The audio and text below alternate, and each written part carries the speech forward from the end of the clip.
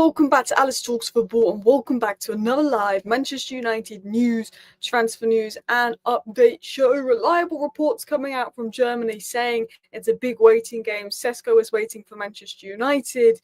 He wants a Manchester United bid, which is why he hasn't decided on Newcastle yet. But are Manchester United going to make that bid? Because they're telling Sesko, we'll make that bid if you reject Newcastle United. We're going to break down the situation on that. Okay, I'm fed up. 1 minute Sesko wants Newcastle, the next minute he wants Manchester United. I'm absolutely fed up. I think a lot of it is media guesswork, but I do think the fact that Newcastle have made two good bids for Sesko and he hasn't decided Newcastle yet is maybe true. His preference is Man United, but it might be a Lenny Yoro situation. Lenny Yoro's preference was Real Madrid, yeah? But Man United were bidding and pushing and pushing and pushing, and Lille said, go to Manchester United. Obviously, Lenny Yoro was a free agent. It was different. I think Leipzig are knowing that Newcastle are going to pay more. Manchester United's game plan is get him to reject Newcastle, so then we're the only club in for him, which drives the price back down from this 90 million euros. So I think it's a situation of Leipzig wanting to go to Newcastle, pushing him to go to Newcastle, Newcastle making the bids. He's waiting to see what Man United do. Let's have a look at that. I think that is the situation, but I'm going to break down what is said. Some reports saying he's closer to joining Newcastle, some reports saying he's waiting out for Manchester United. We're going to get into what all the credible sources have said. I want to talk about Hojlund, some offers coming in from Leverkusen. Will Hojlund leave Manchester United? I want to talk about the latest on Jadon Sancho's exit, and Lucien Agoume, a midfielder United are looking at, which would be perfect. Now, I don't know what the audio has been like for that 1 minute 45 rant, but me and technology, not good. I'm not good with technology. I'm having technical issues. I have a mic plugged in, as you can see here. Red light means it's plugged in. If I go on Zoom, if I go on StreamYard, if I go on any kind of software, when I click to choose through the 3 or 4 mic options I have, this one doesn't come up. I don't know if anyone knows technology here.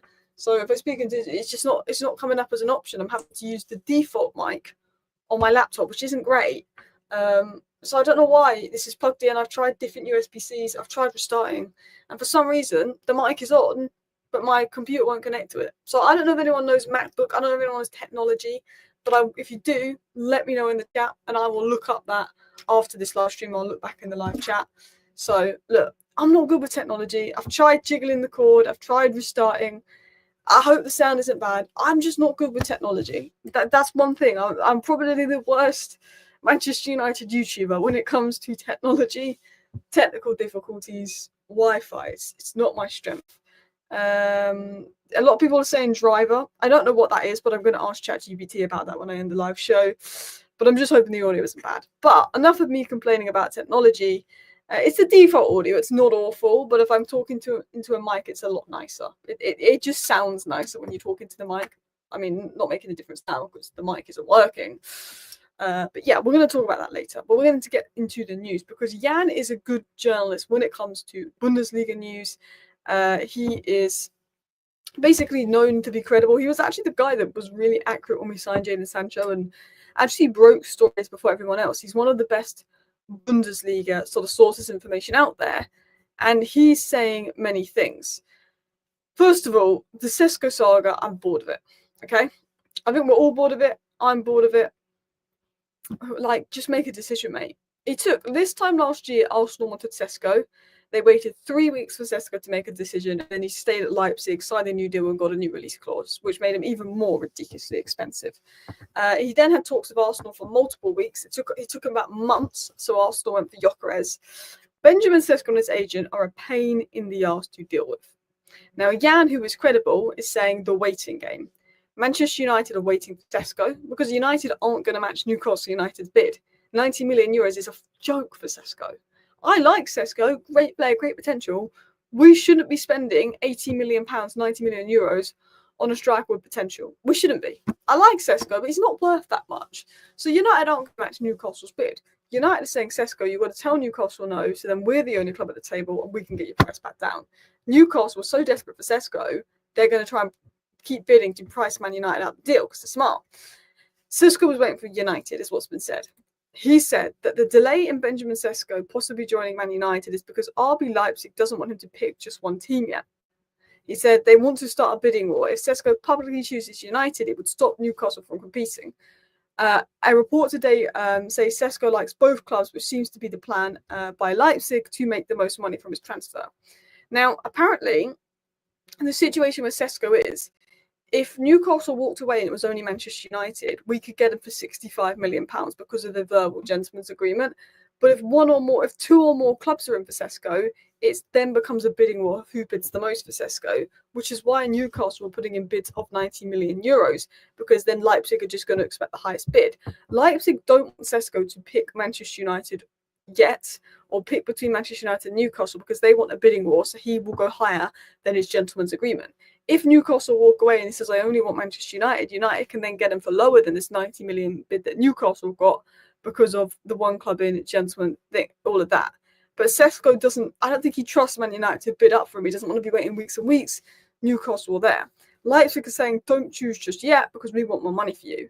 And I think all in all, the Sesko situation is just a nuisance. You know, Arsenal had taken Gyökeres, it had opened Sesko, all of that. And the problem is, because Newcastle are putting in €90 million bids, if we want Sesko now, we're going to have to overpay. We're going to have to overpay by a good €20 million, which is, he's not worth 90 million. Let him go. I honestly think Man United should let him go to Newcastle, because also, Agoume and Cunha had told Newcastle to F off by now.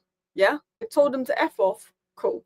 He's undecided. I don't want a player that's this undecided. Red flag. Honestly, just tell him to go to Newcastle. That's my mindset right now.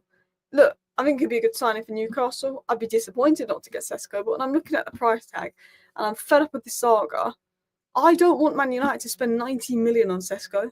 He's not worth it. For me, he's not worth that risk. I just look at it and I go, we could get Ollie Watkins and Agoume for less than Sesko. It makes so much more sense. I just think, great, Sesko's great, but 90 million.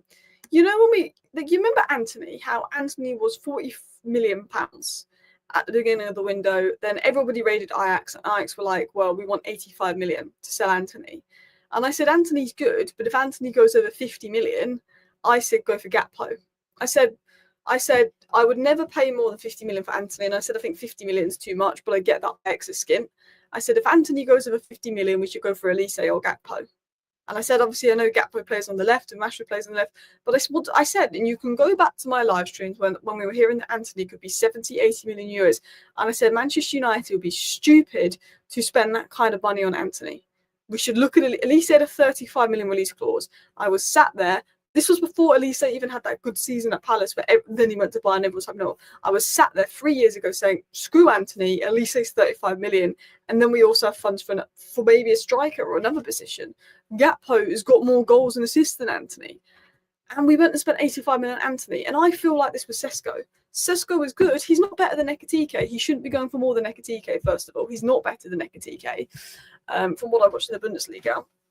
Sesko, for me, it's reminded me of Anthony 2.0. Newcastle might lose out on Isak. Newcastle are getting desperate. Yes, we are also desperate for a striker, but let them overpay, walk away. That's my mindset.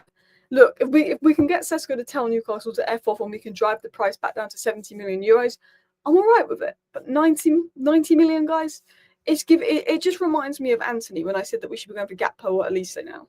That's what it reminds me of, if I was going to be totally honest. Villa selling Watkins. Apparently, they're open to selling him for 50 million. They're trying to get as much money as they can. Look, Mateta would be brilliant.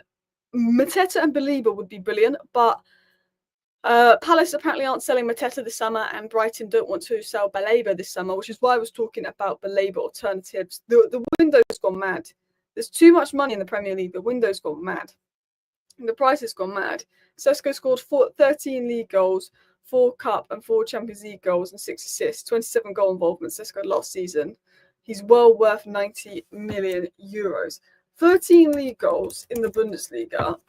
It's not awful, but we've seen players with 25 league goals in the Bundesliga come to the Premier League and not be able to do it. Like, I think Sesko is a good player, and I think Sesko would be brilliant for Newcastle, and I think there's potential he could be good for United. He got 27 goal contributions last year in 45 games. He got a good number of goals and assists. I think he'd be a good signing for Manchester United, but it is a risk. Bundesliga players are a risk in general. We've been outbid by Newcastle, the mighty have fallen, we're not a big club anymore. But then we say that, but if Man United had bidded 100 million for Sesko and outbidded Newcastle and Sesko had come to us and flop, then we'd be saying, oh, Man United, look what we've done, Hojlund, Anthony. It's like we can't win. 1 minute we're being outbidded by other clubs and everyone's annoyed, and the next minute we sign a player for 100 million and they're not good enough, and everyone's saying, well, we spent that much money on them. I think it's, if Man United don't want to match Newcastle's bid, I personally think it's smart. Anyway, let's continue on. So, David Ornstein said that Newcastle made an approved bid to Leipzig for Sesko. Nothing agreed, but they're favouring Newcastle. Not Sesko favouring Newcastle, Leipzig favouring Newcastle, because Newcastle are going to give them 90 million euros. Of course, Leipzig are favouring Newcastle. Why wouldn't they? This might be an unpopular opinion, but I actually think Newcastle would be a better career move for Sesko. I just think there's more stability there. And for a young player, that's important. Romano said that Manchester United confirmed again to Leipzig they will only bid if Sesko picks them. Newcastle sent an official bid worth 90 million euros, but there's no and add-ons, but there's no decision yet from the player. 90 million euros including add-ons, but he's not made a decision. Newcastle sent 2 bids. Leipzig aren't going to upset the bid because they want a bidding war. They want to see if Man United come and bid more, which is ridiculous. I mean, how do we even afford Sesko? Like, where's the money coming from? I mean, maybe we're confident of getting 60 million for Garnacho. I mean, if Dibbling is 50 million pounds, then Garnacho should be 60 million, I'll tell you that. But no decision yet from the player. No decision yet from the player. Was said by Romano on Sesko.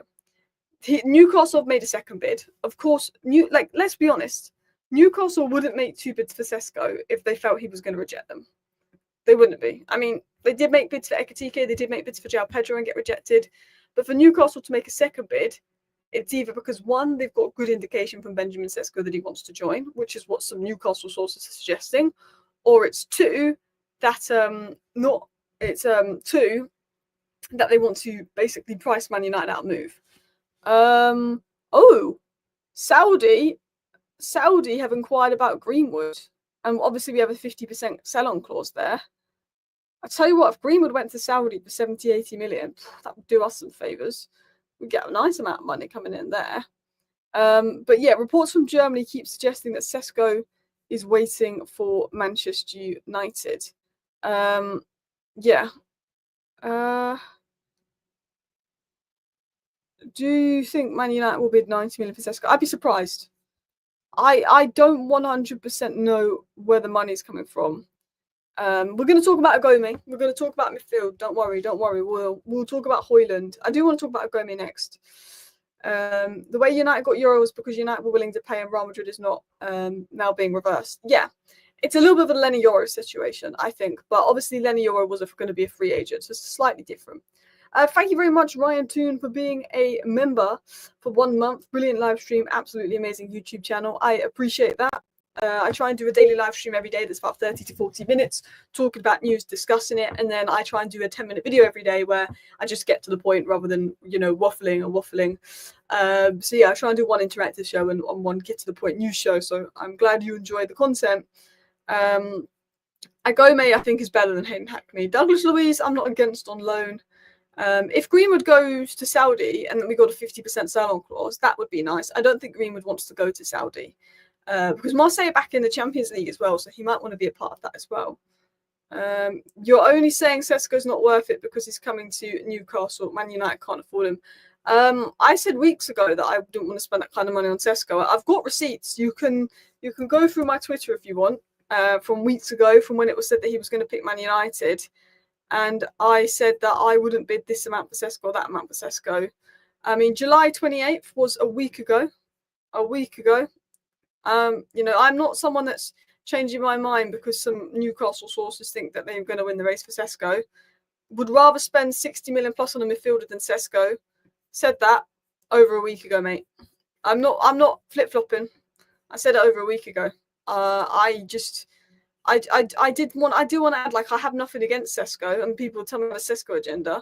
I like Sesko, but I just said I think he's got the same potential, but I think it's a risk. I just think it's a risk for Manchester United. I don't think we're in a position to spend that much money on a young player. I think Newcastle was a better move for Sesko, and I've said that for a while.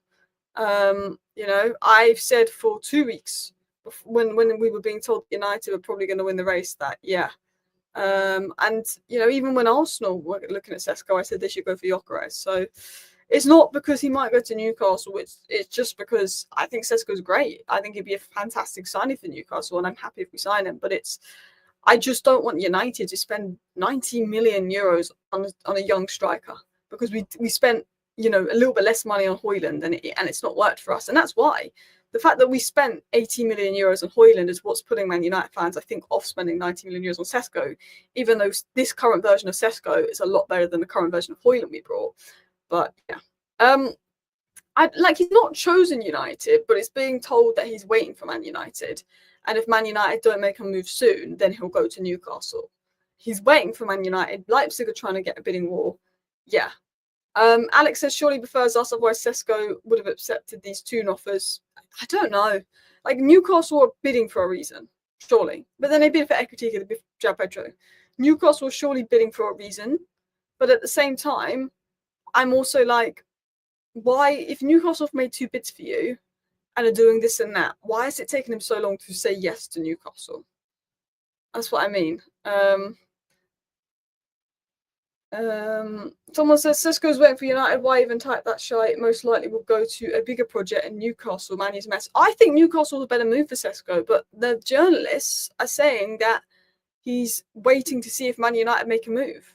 He's waiting to see. I think he'll end up going to Newcastle, a bit like Lenny Euro ended up going to Man United, but the journalists are just saying he's waiting to see what United do.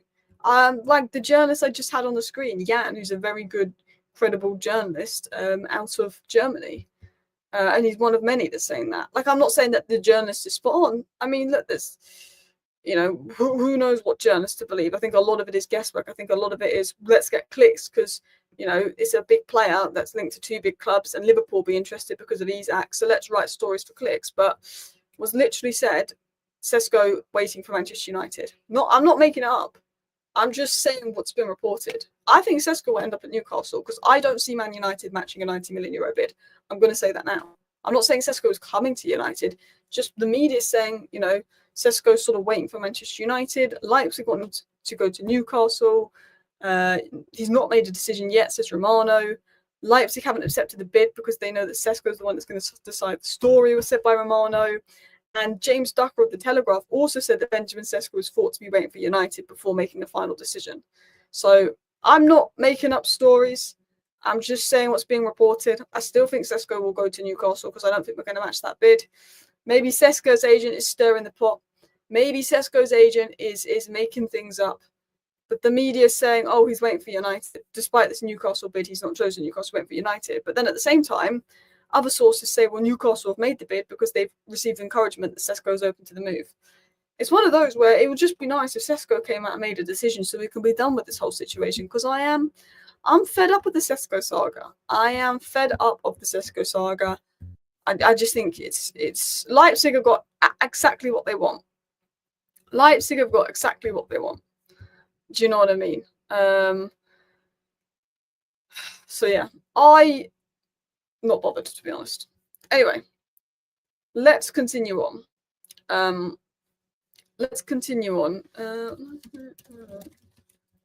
How much is 90 million euros in pounds? It's 79 million pounds, so 80 million pounds. I think Sesko could be unreal, and he could be unbelievable at Newcastle, and the next Haaland, and the next Zlatan. But it's a risk. It's a risk for Manchester United. Like, if we get Sesko, I'm happy. That's what I mean. So that's what's been said in regards to Sesko. I think he might end up at Newcastle, but we've got mixed reports. There is also reports of United being offered Jackson, Newcastle United being offered Jackson. Is Jackson the alternative to Sesko? Is that why everyone's spending so much on Sesko, because they don't want Jackson? But the mad thing is, if Sesko's 80 million and Jackson's 80 million, then we might as well go spend 80 million on Benjamin Sesko, because I wouldn't want to spend 80 million on Nicholas Jackson. Chelsea value Nicholas Jackson at 80 million pounds, which is crazy, because I want to talk about Chelsea and their stupid valuations. Let's talk about Chelsea and their stupid valuations, because I mean, this Chelsea value Nicholas Jackson at 80 million pounds. 80 million pounds they value Nicholas Jackson, which is fine. But they also value Alejandro Garnacho at 35 million. The club that values Alejandro Garnacho at 35 million, when Dibbling, 50 million. Madueke, 52 million. Gittins, 55 million. Then in all fairness, we should be getting 60 million for Garnacho. We won't because of his ego. But Chelsea value Jackson at 80 million, Garnacho at 35 million. And this was David Ornstein tweet. People saying we shouldn't have publicly banished him. You lost the bargaining power. We did. But we lost the bargaining power from 60 to 50 million. Not as low as 35. Because Garnacho's on such low wages. If Chelsea don't give us over 50 million, we can afford to stick him in the reserves for a year. And he can cry about it because he wants to play in the World Cup. The question is, do you think any club will pay 60 million for Garnacho? I think if we were Chelsea, clubs would. But because we're Manchester United, they want it for cheaper. That's the situation there. I mean, look, yeah, Chelsea got top 4, we got 15th. They have a better negotiating power than us. But let's be honest, Chelsea are the kings of transfers. They got 60 million for injury Mount with 1 year left on his contract. They're gonna make profit on João Felix. They've pretty much broken even on Kieran Dewsbury-Hall that played about 200 league minutes. It's absolutely mad how they can sell. Who is your dream striker target, Alice? Osimhen would have been, but he's gone. Mateta. I think Mateta is probably the best fit for what we need. Probably Mateta. Prem proven. I think he's good link up. Yeah. So I look, Chelsea. You don't want to get in the market with Chelsea. Chelsea is the last team I want to get in the transfer market and deal with because Chelsea always win. Whenever you do business with Chelsea, we got a loan with an obligation to buy for Jadon Sancho, and he's still at the club. A loan with an obligation to buy for Jadon Sancho, and he's still at Manchester United. Just hear me out. Chelsea always win. I mean, give us Nicholas Jackson on loan with an obligation to buy in a 5 million break clause, please. Oh my. We thought we got rid of Sancho for good. Loan with obligation. He's still here. He's still here. 60 million for Mason Mount. Hasn't played 3 Premier League games in a row. Or started 3 in a row. 55 million for Madueke. Profit on João Felix. Mad profit. Breaking even on Dewsbury-Hall. You don't do business with Chelsea because they're the kings of business. They're annoying. They're good at it. It's annoying how good Chelsea are at business. Anyway, I want to talk about Hojlund and I want to talk about Agoume. So let's talk about Agoume to begin with. Ooh. So, and this has not come from the best source of information in regards to Manchester United news. There are better sources of information out there. For Chaos is for me, it's not very credible. But it is coming out that Manchester United are reportedly interested in signing Seville midfielder Lucien Agoume per Spanish outlets, which is good. We also know that Manchester United have been, and this is a tier 1 journalist, Manchester United have been assessing their options in midfield, and Ruben Amorim is keen to add more dynamism in the middle of the park. Now, for me, Lucien Agoume makes sense. Lucien Agoume makes sense. 23, 6'1". He is the Baleba alternative. He is the guy that if Brighton sell Baleba, they will replace him with. He's a good ball winner. He's comfortable on the ball. He's good at playing out from deep. Has physical qualities to succeed in, I said 10 role. I meant 6 role. This is why I need to read my notes. I normally get my notes proofread because I can't write very well. But that wouldn't even proofread it. 6 role. Not a 10 role. What's she on? Now, there we go. Physical quality to succeed in 6 role. A cheaper alternative to Baleba. 84% off for Jules, which is good. Tackles, final third, defensive recoveries. Good on the ball. Good at screening the back line. Good decision maker. Good 1-2 passes. Good on the ball. He played both 6 and 8 in a Sevilla side that was painful to watch last year. He's tall, he's strong, he's fast, he can cover ground, he's agile, he uses his physicality well, he scans the defence well, but I feel like he's able to ride off opponents. Again, you should proofread your notes, Alice. Like Baleba. I think that's what he's good at doing. And these were his stats for under-23s midfielders in the top 5 leagues. He's 2nd for dribble success rate. He's 4th for aerial duels 1, which is good because we need a bit of that in the midfield. But even things like forward passes, progressive passes, he's still pretty high up. And if you compare him via data MB to Carlos Baleba, now it's different leagues, different styles, so the comparisons aren't saying he's this much better than Carlos Baleba, because look, Carlos Baleba's done it in the Premier League, he's younger and he's at Brighton. But this is Lucien Agoume compared to Carlos Baleba here, and I think if we're looking at a guy that's going to be 4 times cheaper than Carlos Baleba, then Lucien Agoume makes sense, because Brighton will sell Carlos Baleba for 100 million. They'll go sign Lucien Agoume for 20-25 million, give it 2 years, and then they'll go sell Lucien Agoume for 100 million. Because that's what they've done. They sold Caicedo for 100 million, brought Baleba in. 2-3 years later, they're going to sell Baleba for 100 million. They'll bring Agoume in. They will bring Agoume in if they say, I'm convinced of it. The only problem is the links to him are very for Chaios, and that's not advanced. I think we're at a point where we're so desperate for a midfielder, and this would be a good signing, that we want to believe. We do it whenever we're linked to someone that I really want, even if the link is not credible. I just want to believe the link. I just want to believe the link. He's good, but he's not as complete as Baleba. I agree with you. I think he's very raw, and I don't think he's the finished article. When Carlos Baleba struggled in his first 6 months at Brighton, Carlos Baleba was immense last season, but his first few months at Brighton, he really struggled. And Lucien Agoume could come in and he could struggle his first few months, and then he could, in his second season, be brilliant. But at Manchester United, if you struggle in your first few months, we don't give you the patience that Brighton would give you, and that would be the concern there as well. So yeah, Agoume, good option. Yeah, we need a midfielder. Maybe we're going to look at Douglas Luiz late in the window. Maybe we're going to make a move for Ndidi late in the window.